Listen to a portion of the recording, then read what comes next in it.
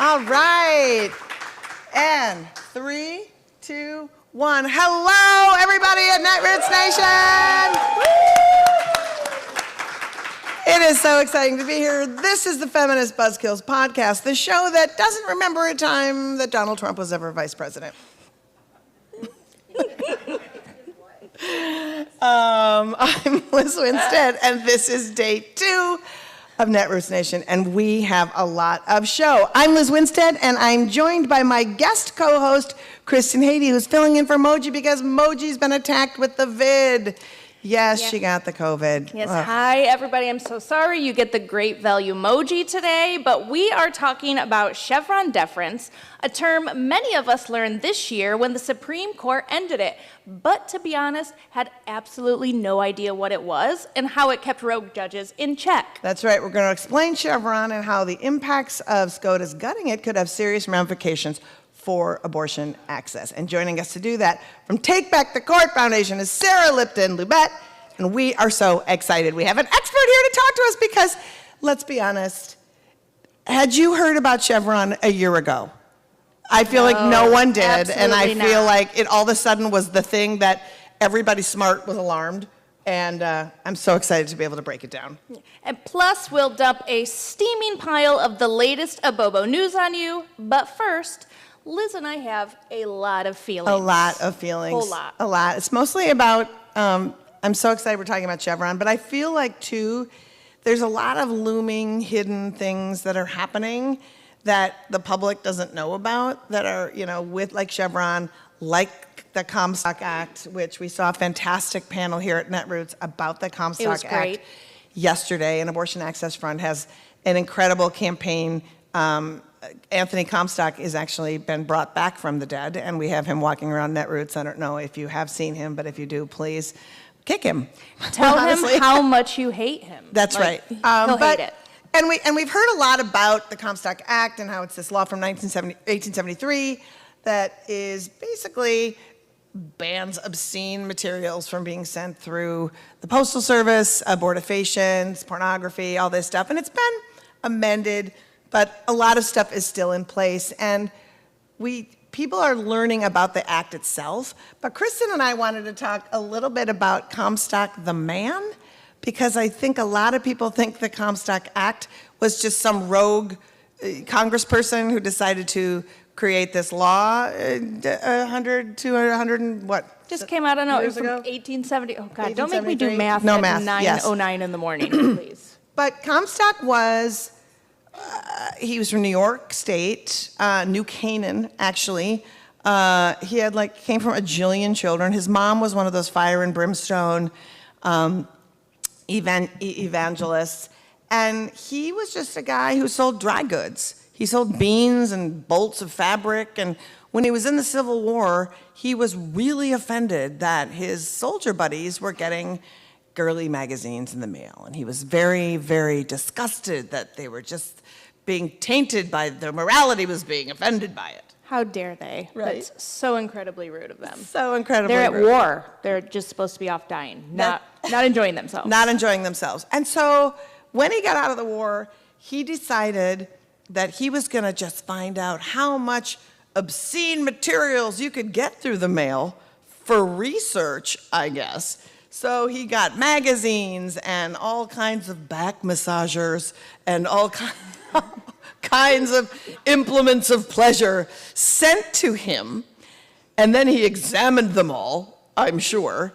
Then he took this bounty of materials that he got through the mail, and he traveled from New York to DC and did a display for the vice president and for Congress to show them all of the terrible things you could get through the mail. It was probably the most exciting display they've ever seen. Maybe the worst Etsy store ever.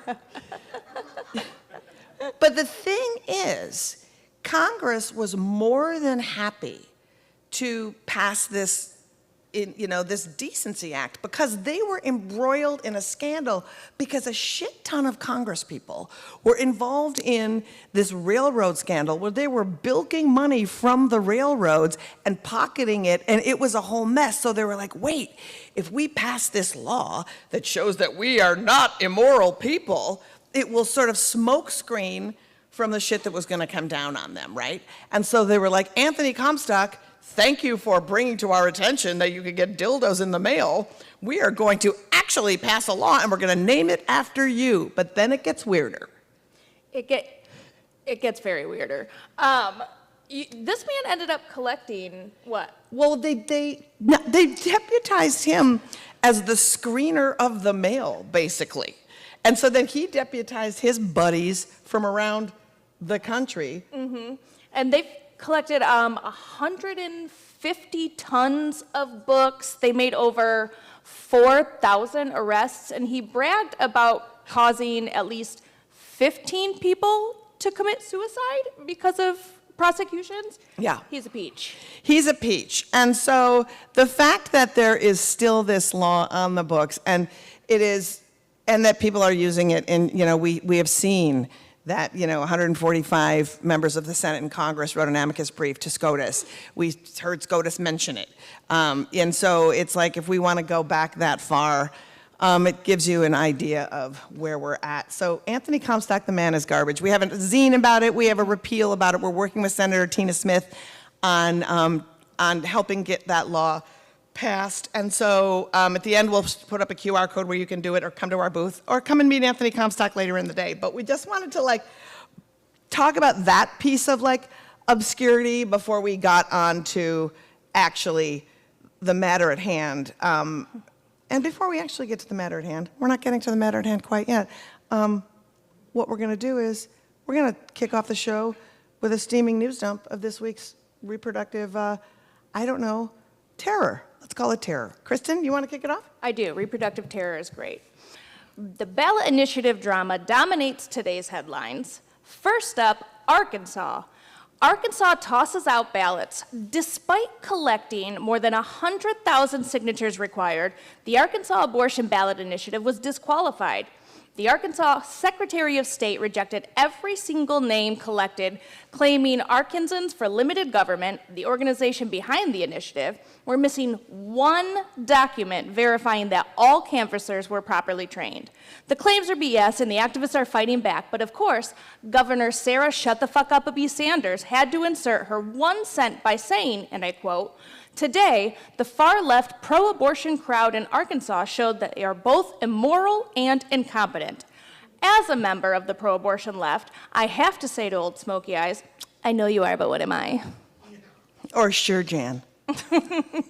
She's the worst. In Arizona, the fuckery continues. Republicans made a last-ditch effort to oppose their state's ballot measure by adding the term unborn human being to a description that will be included in the voter guide. They're now being sued for violating state law that requires the use of impartial, nonpartisan language.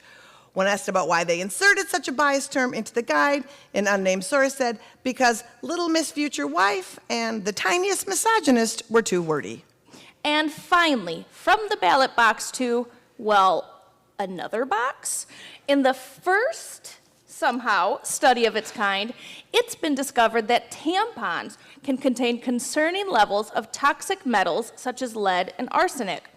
Lead author of the study, Dr. Jenny Shearson, offered this alarming statement: "I really hope that manufacturers are required to test their products for toxic metals. It would be exciting to see the public call for better labeling on tampons and other menstrual products."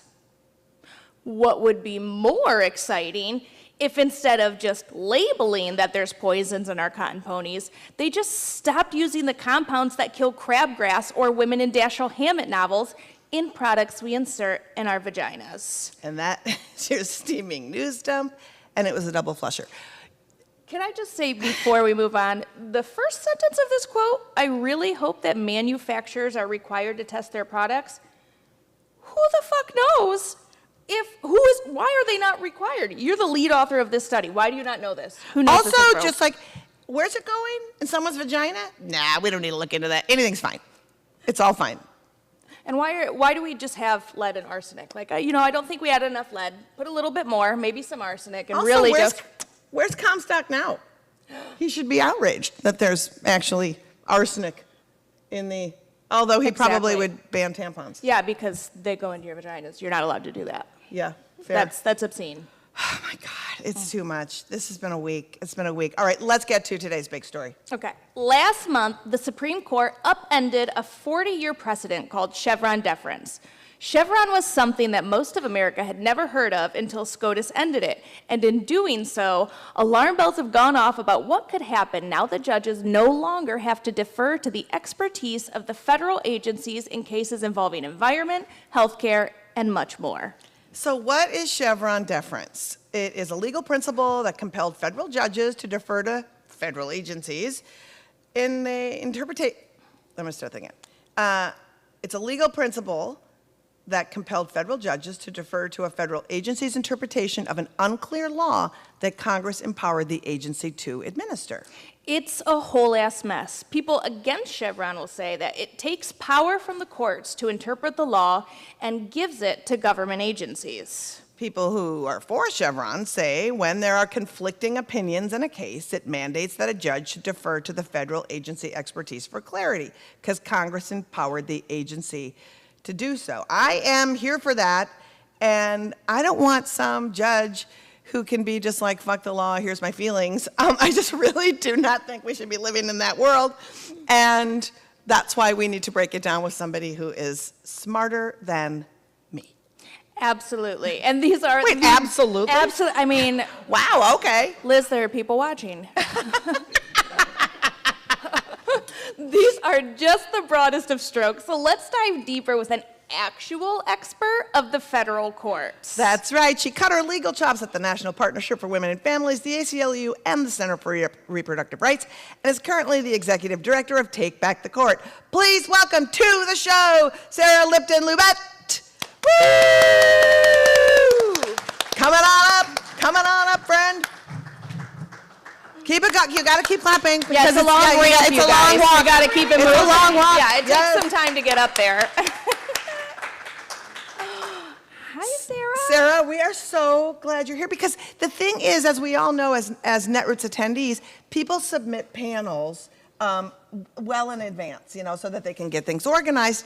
And the Chevron thing happened so fast and happened like a week and a half ago now, I think? Who knows what time? Who knows what time is. Time? And so there wasn't a conversation around Chevron and what it meant, and especially what it means for abortion access. So I'm super glad that we have super smarty pants you here to talk about it and what it means. Yes, we need you to tell us about your work. What do you do? Well, thank you so much for having me for this conversation this morning and for highlighting the just hottest of messes that the Supreme Court ruling overturning, decades of precedent, because that's what they do, is, and all of the impacts kind of unimaginable, so many. Too many to count this morning. But what do? Well, I talk to fine people like you about the right-wing takeover of our federal courts and how fucked we are unless we fix them. Yeah. Is that okay? No, I feel like Perfect. that's noble and amazing. And I think before we talk about a lot of Chevron, I would like to talk about, because I heard you speaking yesterday, and I agree 100% that it seems that the only way we can actually fix this shit is expanding the courts. And can you talk a little bit about why expanding the courts is really the path we need to be on and be pressuring everybody to get us on? I love that question.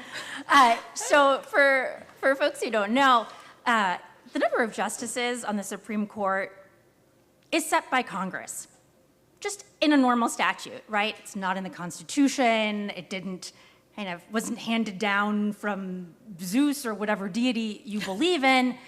It is a responsibility of Congress to set the number of justices. Okay, so it's been 9 for a really long time, but look at the 9 that we have now and what they have been doing over the last several weeks and years.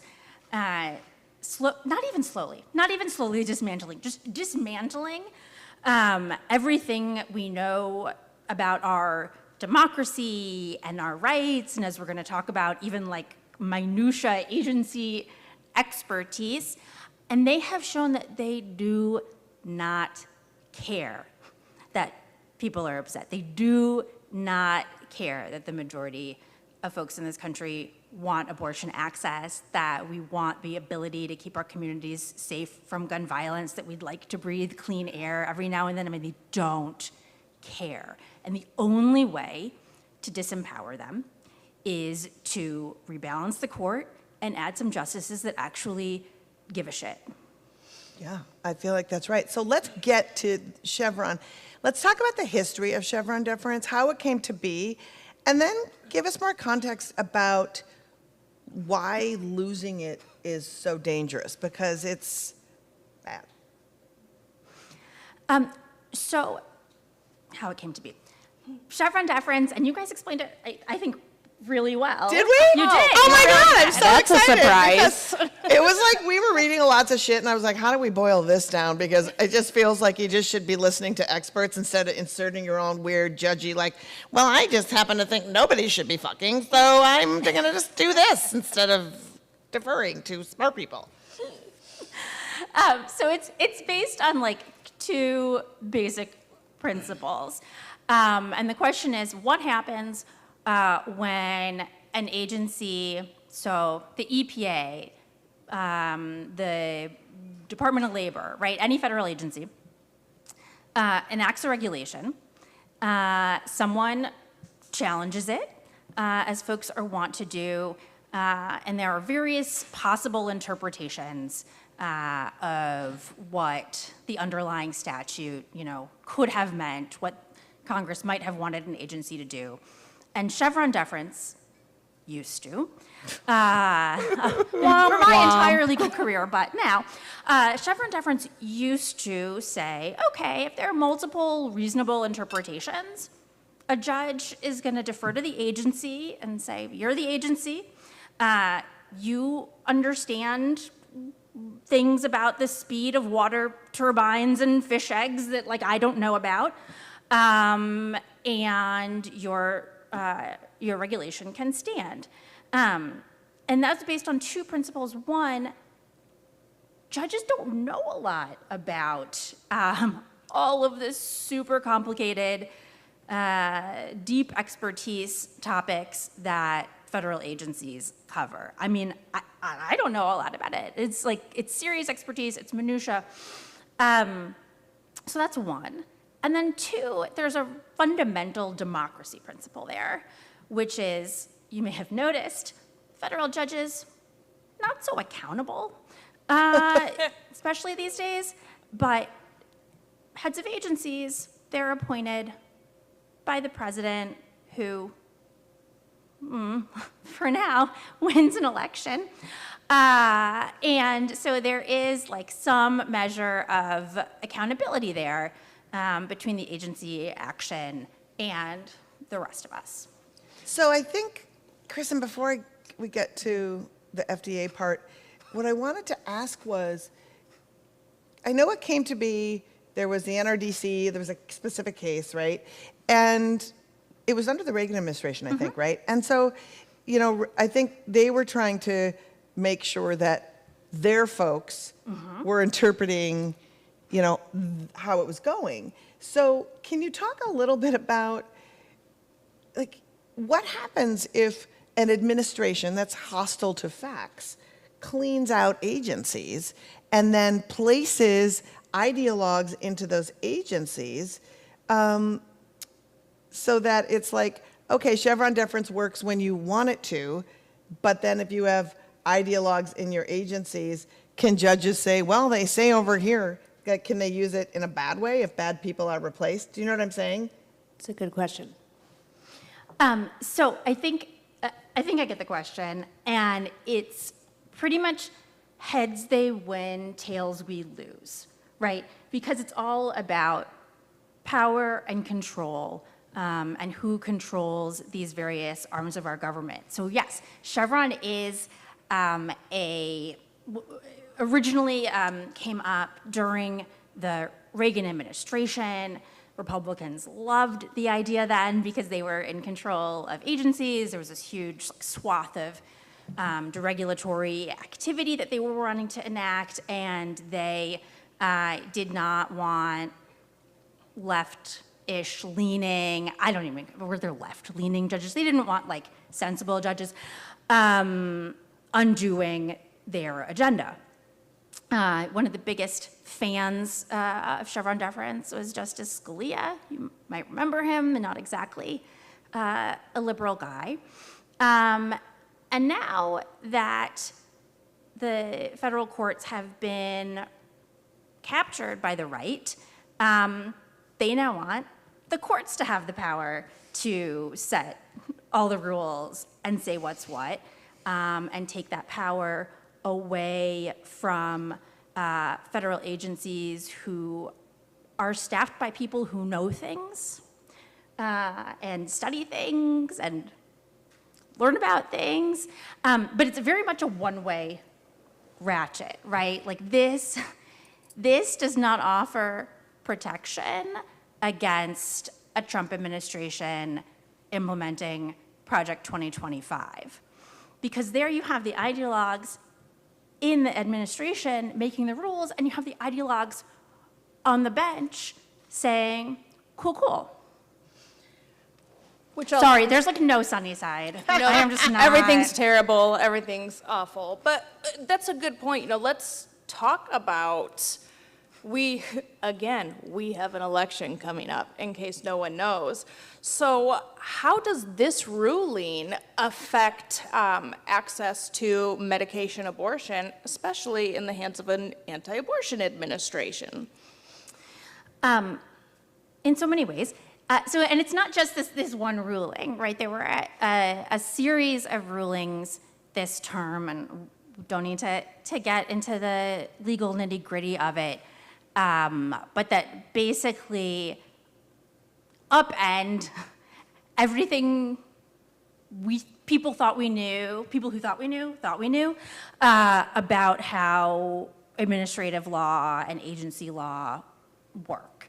Kind of threw it all out the window. There used to be statute of limitations on challenging federal regulations, right? So after a regulation is enacted, you only have so many years to bring a challenge, what's called a facial challenge to it. So this whole thing needs to be thrown out, as opposed to, it impacts me in this way.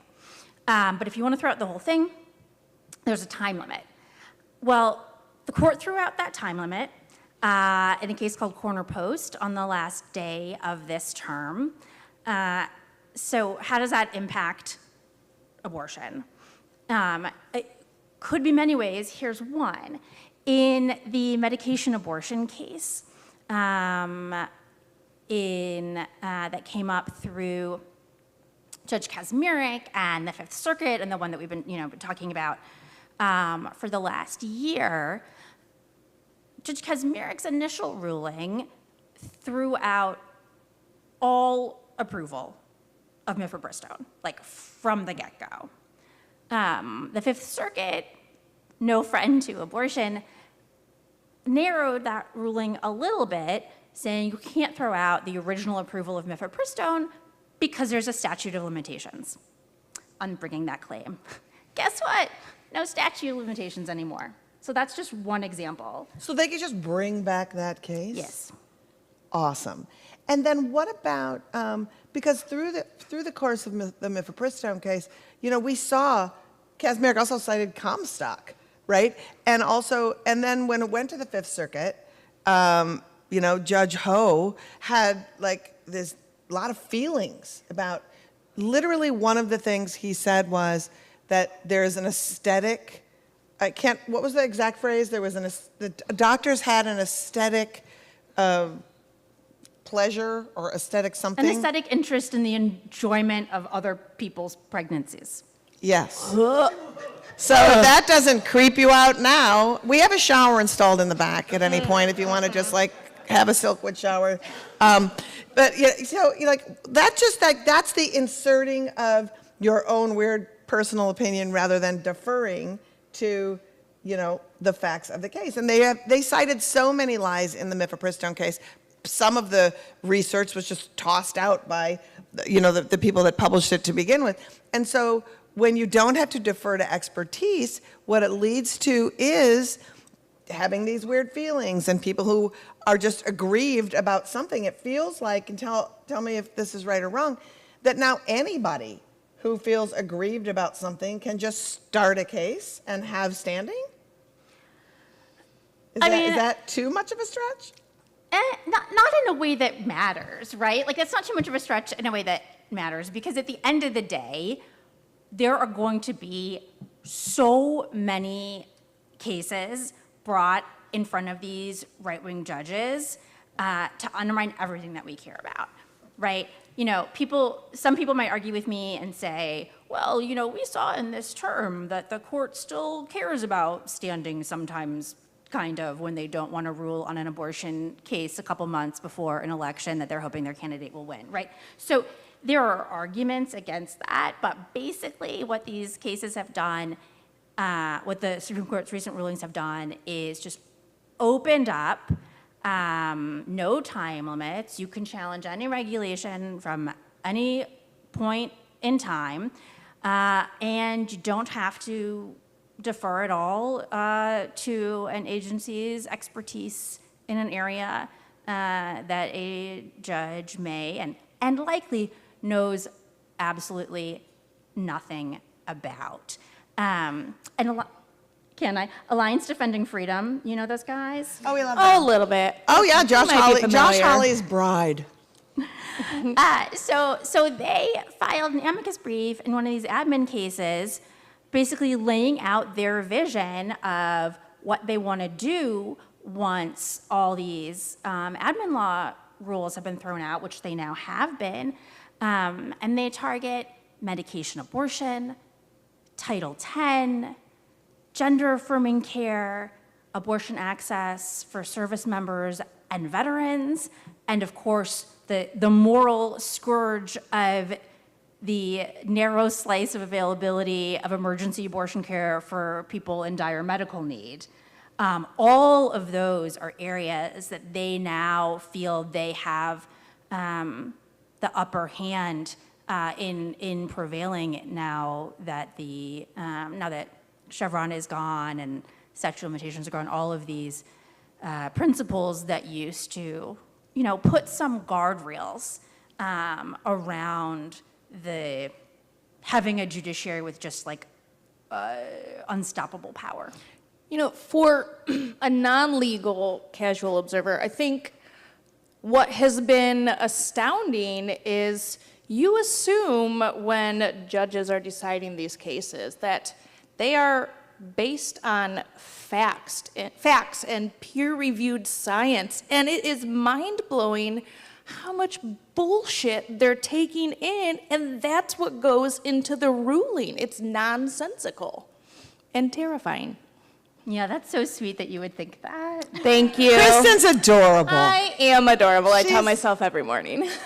And and one of the things I wanted to bring up, like specifically, is for those of you who aren't as in the abortion weeds as we are, there has been this trend from anti-abortion movement people and anti-abortion AGs are pushing it, which is that part of that since they can't outright, or they're losing the battle on medication abortion. It's 63% of all abortions in this country are done by medication, and that's the ones we know. That's the ones that are checked, right? People know what a medication abortion is, so they're not winning by just trying to ban it. So what they're trying to do is create these other nefarious things that aren't real. And one of the pushes is that it's an environmental hazard, Right, that there's medication abortion and abortions in the water. I'm like, there's also poop in the water and a lot of stuff in the water. Maybe don't drink out of your toilet. I don't know what you're doing, but it seems like this is a ridiculous argument and that you don't understand how actually water works anyway. So, but it's real and they keep pushing it and it's very serious. And there's attorneys general who signed onto the case of mifepristone, trying to like be part of that. It was, I think, Idaho's attorney general and Missouri and maybe Kansas, I think. But they're also saying like it's taxing on their water system and it will be taxing on their hospital system. So my question to you is, with Chevron gone, can they just not listen to the EPA, who has said time and time again to these claims, this is not real, this is not harmful, these things are not in any way harming people in the water? Can a judge just ignore what the EPA says and decide these people's passion has made the case and they could like ban it based on pollution? Or am I making that up because I'm a conspiracy theorist? I don't know. And this is fascinating and terrifying, and all of the things. So I'm going to take a step back and say, I don't know exactly how the Supreme Court's decision in a case called Loper Bright is going to like map onto that. But what I will say is the fact that the initial case against medication abortion got as far as it did with as many outlandish non-facts, I don't know what you made up stuff. That's the nicest way to say it, to be honest. It should be terrifying across the board, because antis are going to keep bringing theory after theory and scheme after scheme and claim after claim. And are they, going to figure out some Clean Water Act theory that some, Fifth Circuit judge is going to be like, yes, that's quite possible. Yay! So we're doing real great here. I was hoping she was going to say, that sounds wild, Liz. No. That's what I was hoping. And sadly, Sarah, that's awesome. I am not here to comfort anyone. That's okay. We don't want it. You don't need to be my hemorrhoid pillow. I'm good. I feel like I just got to deal with it. I feel like you're amazing. I like the truth. And we do. We talk about these conservative judges who are wildly out of step. Obviously Judge Ho in the Fifth Circuit and Matthew Kacsmaryk and Amarillo are always mentioned. But there are other Kacsmaryks and other Hos lurking in the court system. I couldn't say it without laughing. I'm so sorry. Now, how long have you been waiting to do that? I just read it like 2 minutes ago. Can you tell us who some of these judges are and where they're residing? So they're everywhere. And I do mean that in a horror movie kind of way. Trump was able to appoint so many Federalist Society right-wing judges to courts across the country that this is stuff we see everywhere. We see it so often from Judge Kacsmaryk and then coming up through the Fifth Circuit, because I'm going to get so nerdy here, but like the local rules of jurisdiction in the Fifth Circuit are written in such a way that any conservative, any right-wing plaintiff, basically anywhere, can manufacture a reason to file their case in front of Kacsmaryk, where pretty certain that it's going to get a friendly hearing. And that's why his name comes up so often in these conversations. It's not because he's the only one. It's because he's one of the only ones where you can be guaranteed that he'll hear your case, right? So there's this whole kind of judge shopping angle to it. But you have Judge Kyle Duncan, who, when the Obergefell marriage equality decision was decided, said that it, quote, imperils civic peace. That's a take. Yeah, That's I an really, opinion. yeah. It's not guns, everybody. It's marriage. You have Judge Van Dyke out of the Ninth Circuit, which I don't know. People my age still think of the Ninth Circuit as this like bastion of liberal thought.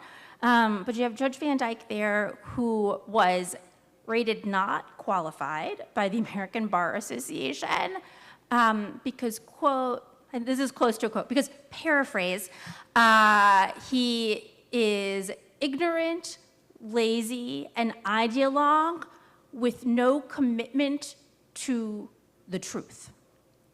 Oh. So these are the people. So it's Alex Jones. These are the people. Oh my God. So I think I want to do a whole podcast just on these other judges, right? Because I think people need to know and feel that. And the Ninth Circuit is where the Idaho case goes back to, right? And so thinking about when it's just like that crapshoot of which three do you get, it's like, do you get Dick Van Dyke or whatever this fucking guy's name is? So yeah. I would take Dick Van Dyke. I mean, I'll take Dick Van Dyke too. He's kind of awesome. This has been incredible. Last thought, Sarah, before we have to go on to our next stuff. And will you stick with us for the game and for the other stuff? Oh, for sure. Okay, amazing. Yes. What do you want people to do right now in thinking about your work, thinking about expanding the courts, and thinking about how do we take back the power and try to fix things? What can us do as people, listeners? So there's been this myth for a long time in democratic politics that the court is an issue that only matters to conservative voters. And I think something that is so important that we can all be doing right now is showing how untrue that is, right? People who care about abortion access, about, honestly, I'm never gonna go through a list, about like literally anything good in the world, care that this court is trying to take it away from them and to some extent has already. And so to make that known to your electeds, put on a different C4 hat to candidates in your personal capacity, that's a huge thing to be doing over the next few months. And at the same time, telling them that we want a judiciary that is accountable to us, the American people. We do not want to be ruled by oligarchs in their black robes, right?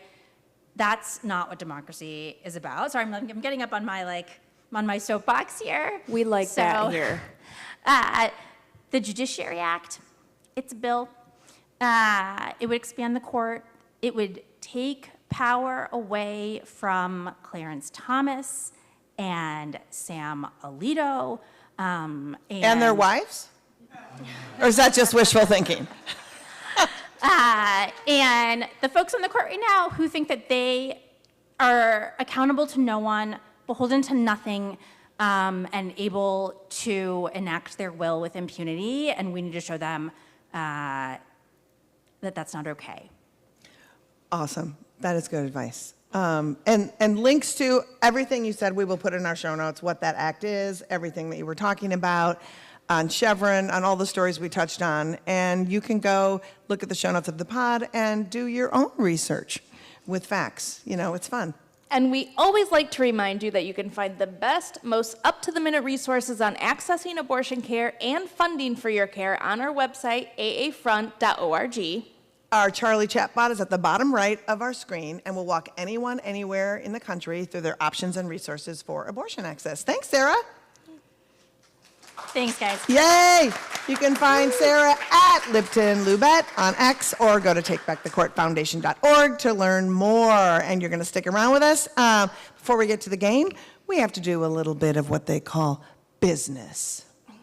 The Feminist Buzzkills podcast would not be possible without the generosity of our fake sponsors. Liz, who's supporting us this week? Well, this week, it's a good one. These days, seems like there just isn't enough wholesome fun out there for Jesus-favored kids. Poor white Christian kids. always getting left out. Well, no more, because Moms for Liberty has introduced a fun new trading card series called Garbage Pail Embryos. This week's Feminist Buzzkill sponsor.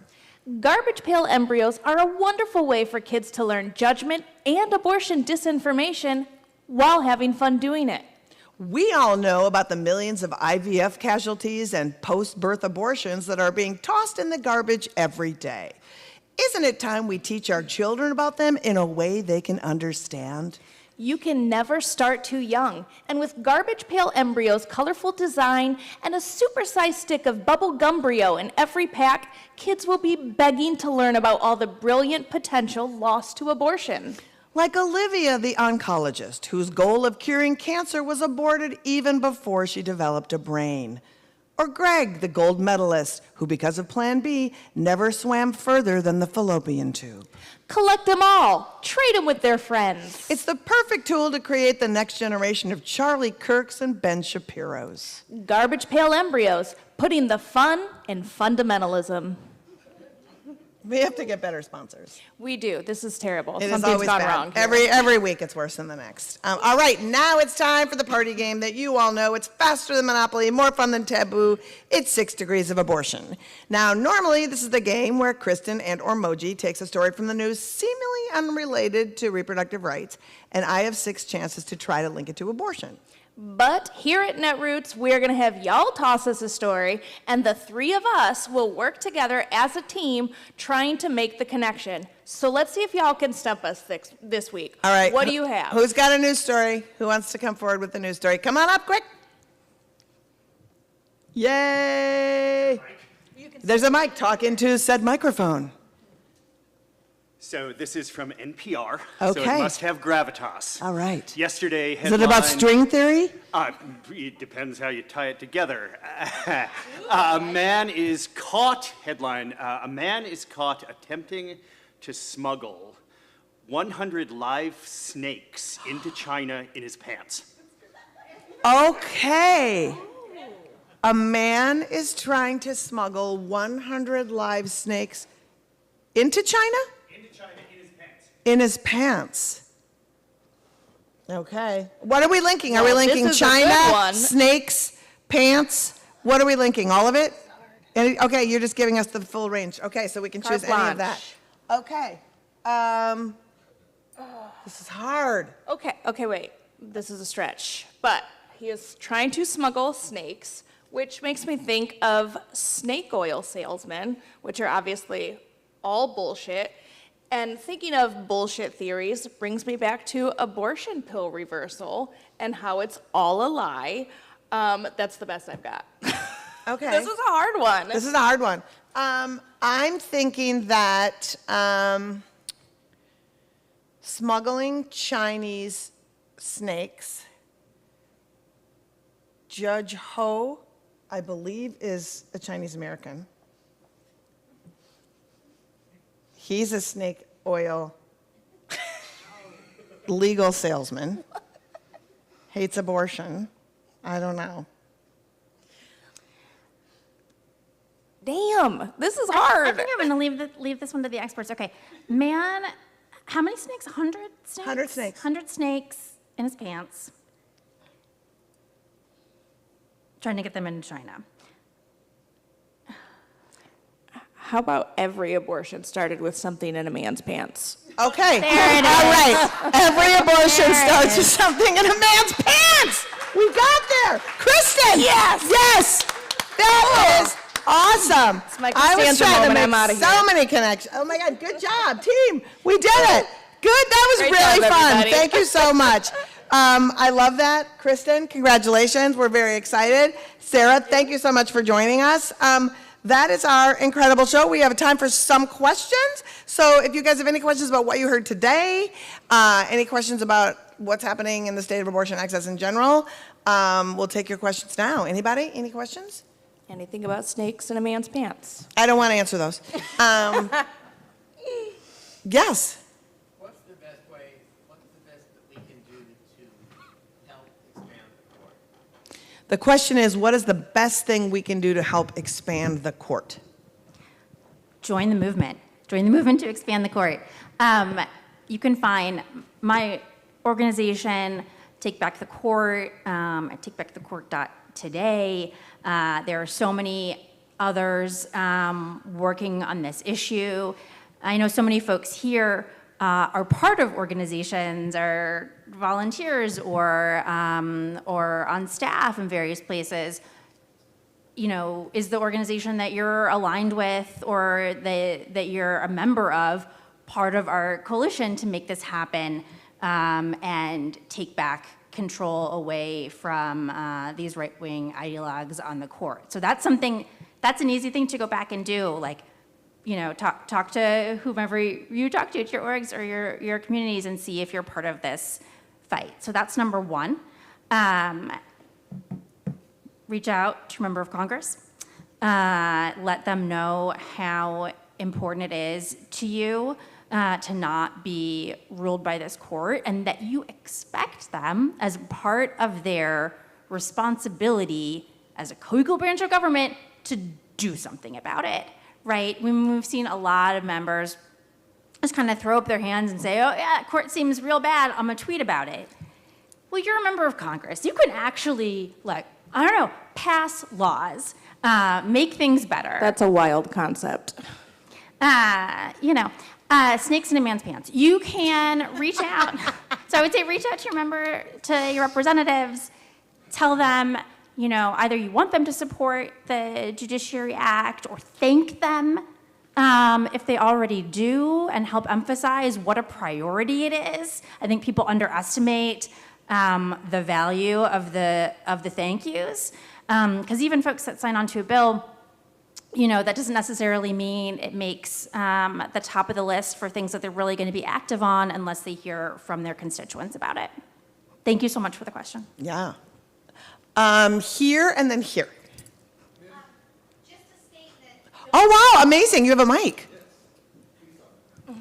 Just a statement. Everybody, don't forget about your state Supreme Court races. That's Yes. right. That is a great statement. Yes, I'm from Ohio. Co-signed that a million times. And Florida's got, Florida has 3 justices who are up in their state Supreme Court as well. I'll just make that statement.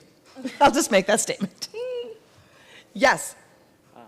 There's a few states, conservative states, who are looking to pass these laws that would retroactively enforce child support to the moment of conception. And it seems like it's kind of an interesting end around where they're trying to say, you know, life begins at conception, therefore child support should begin at conception. So I'm wondering, A, is that legal? Like, would those laws be legal? And B, what do you think of that politically? Because it seems like what they're trying to do, they're saying we're supporting women by giving them more support, but we're going to do this while we make abortion illegal. So it seems like they're kind of doing this interesting maneuver, I guess I would use the word. So what I would first say as a reset for everyone, conception is not a medical term. Conception, so it's like when people say life begins at conception, you do not start a pregnancy until a fertilized egg travels 72 hours and implants itself into a uterus. That is when a pregnancy starts. So when they say life begins at conception, they're actually saying child support should begin before pregnancy, which is ludicrous, right? So what I think is, I think that's gonna wake up a lot of people if they were trying to have that kind of thing, where it's like, oh, I gotta start paying the second I have sex with somebody, and they tell me that. I feel like those kind of tricks are not strategies. I feel like it's trickery. And so I feel like, I don't know. So that's the kind of thing that we saw a lot of before Dobbs, when we still had Roe, right? There were all these kinds of workarounds that anti-abortion folks tried to put into law in various places so they could point to it at some point later in time and say, see, we've always treated an unfertilized egg like a teenager. Efforts to do things like that now, when so many more people are paying attention, when conservative legislators can't just get away with enacting their crazy bills or passing their crazy bills because people assume they're just going to be stopped by the courts. I don't know where we go from here. To me, it feels like another compromise. It is, Yes. okay, we've accepted this, so we're going to do this little bit of good. No, we're not fucking accepting that abortion is illegal. We're not accepting that you are banning it. That is what we are going to be fighting for, is to get legal abortion back. And all of this bullshit that they're feeding us, that they care about it, it doesn't obscure the fact that they have taken away abortion, and that's what we need to get back. It also, I just want to button this because we do have to run quick. The one thing that I think we should be afraid of with these things is that it also gives ownership of somebody to a woman's body. And that's the part Yes. that we must avoid. I'm sorry, we are not weenie garages. We are not vessels. We are not any part of this. And whatever is in my body is mine. And if you choose to drop your shit off in my yard, it's mine. Sorry, that is what is happening. And so- Possession is 9/10 of the law. 100%. And so I do think that we need to fight back on that front too, because it establishes personhood. It establishes a lot of shit that is not okay, that your body is not your own, and that there is a personhood thing. And so I think that's where we need to be looking at constantly with those things. On that note, we have to go. Sarah, you're incredible. Thank you so much. Yes. And that is our show. That is right. Yes. Thank you so much to Netroots Nation for having us, and to you Netrootisans for being here live. It's so great to spend time with you all. All of the thank you to Sarah. And again, follow Sarah at LUBET. No, Lipton Lubit. Thank you. Lipton Lubit. I was about to say it. Lipton Yep. Lubit. Wasn't going to work out. And learn more about her work at takebackthecourtfoundation.org. Now, did you know we have a law on the books from 1873 that SCOTUS and a shit ton of politicians are trying to use to further ban abortion access? That's right. Right here. AAF is working to get rid of it, so before you leave, please hit this QR code and help us pressure electeds to repeal the Comstock Act. That's right. And while you're leaving, grab a zine on the Comstock Act. It's really fun. It tells you all about this 19th century grifter and how it's just the most garbage. And also you can come visit our booth in Town Hall, and also go to the giant inflatable IUD that's in Town Hall, because Comstock will be there at some point doing a Steven Crowder kind of change my mind kind of thing. That's going to be very fun. And come to our booth for sure, because it's really fun. We're in the Town Hall and doing it. We have one more show at Netroots Nation right back here in this room tomorrow at 11:45 a.m. That's right. And we're going to be talking about religion and abortion. We're going to do a level set on how extremist Christians have framed the issue. And it really has nothing to do with them at all, and how we can take it all back. Our guests are the comms director from Catholics for Choice, Ashley Wilson, and from Faith Choice, Ohio, the Reverend Terry Williams. That's right. And is anybody here going to be in D.C. during the convention? Do you live in Chicago? If you are, Abortion Access Front is going to be doing an incredible week of activism, kicking it off Monday, August 19th with a variety show at the Metro called L'Abortion Variety Show, a cavalcade of cooch.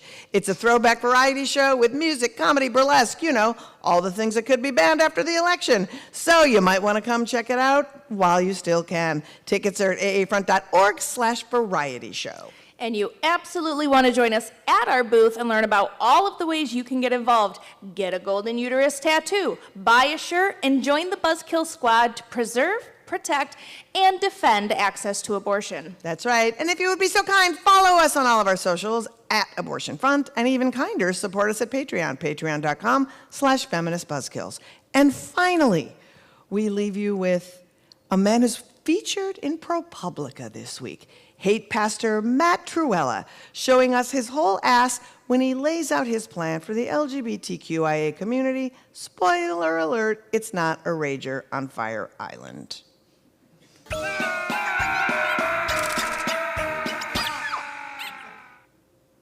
Understand homosexual behavior is the ultimate expression of rebellion against God. It's where you take your very creative purpose in being and twist it to spit in the face of God. That's what it is.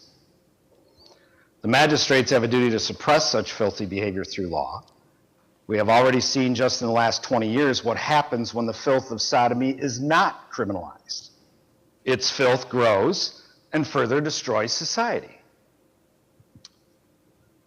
Law suppresses evil. He's fun. He also called me purveyor of filth and socialism, which I wear as a moniker. That's our show. Thank you for coming, y'all, and getting up Thank early you. after a night See of you at the partying. booth. You're incredible. See you at the booth.